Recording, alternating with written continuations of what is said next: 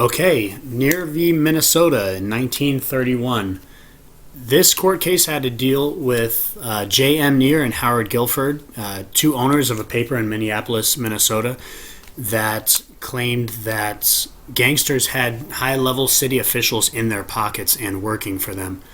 The Minnesota officials, the high-level people, the mayor, the city councilman, all those people were not very happy about this and actually obtained an injunction to prevent Near from publishing his newspaper under a state law that allowed actions against such periodicals. Now, this state law provided that any person engaged in regularly publishing or circulating obscene, lewd, lascivious, malicious, scandalous, and defamatory newspapers or periodicals was guilty of a nuisance, and that the government was able to stop them from circulating such newspapers.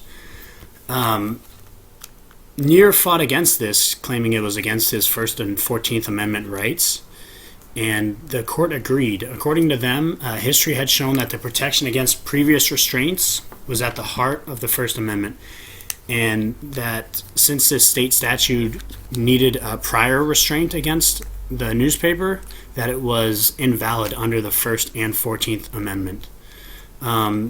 So the Supreme Court held that the statute authorizing the injunction was unconstitutional as applied.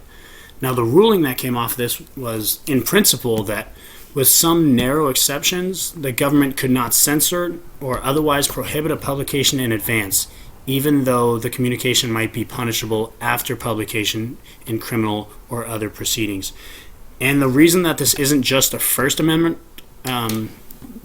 deal, that it's also a 14th Amendment one, is because the 14th Amendment protects citizens against its states, and since this was a state law that Near was fighting against, that's why it had to deal with the 14th Amendment as well.